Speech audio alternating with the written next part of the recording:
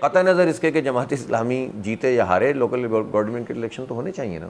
جب ہم نہیں جیت رہے تھے تب بھی ہم مطالبہ کرتے تھے اور اب بھی ہم مطالبہ کر رہے ہیں. ہمارا تو پہلا ہی مطالبہ یہ ہے کہ امپاورڈ گورنمنٹ کا جو ہے نا، سٹی گورنمنٹ کا، شہری حکومت کا بل پاس ہونا چاہیے اور فوری بلدیاتی الیکشن ہونے چاہیے. حکومت نہیں کرانا چاہتی، پیپلز پارٹی اور پی ٹی آئی میں اس پر اتفاق ہے. وہ کے پی اور پنجاب میں نہیں کرانا چاہتے، یہ سندھ میں نہیں کرانا چاہتے.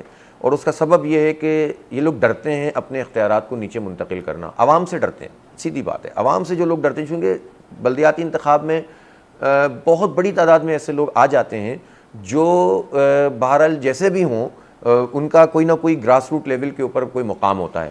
تو جو پولیٹیکل پارٹیز ہیں، چاہے وہ کتنے ہی جمہوریت کے دعوے کریں، وہ جنون لیڈرشپ سے ڈرتی ہیں، چونکہ جاگیردار اور وڈیرے ان پارٹیوں میں بیٹھے ہوئے ہیں. جاگیرداری مائنڈ سیٹ یہ ہے کہ آپ سارے اختیار اپنے پاس رکھیں. تو کبھی بھی یہ جمہوری جماعتیں، نام نہاد جمہوری جماعتیں، آپ مجھے بتائیں پیپلز پارٹی جمہوریت کی اتنی بڑی چیمپئن بنتی ہے، اس نے کتنے بلدیاتی انتخاب کرائیں؟ مارشل لاؤں کے دور میں بلدیاتی انتخابات ہوتے ہیں. اس دور میں جو ہے شہری حکومتوں کو کچھ نہ کچھ مراحت ملتی ہیں، جمہوری حکومتیں تو کچھ نہیں کرتی. یہ صرف افراد کی وجہ سے نہیں ہونا چاہیے، ایک آئینی کور ہونا چاہیے بلدیاتی اداروں، آئینی کور ہونا چاہیے.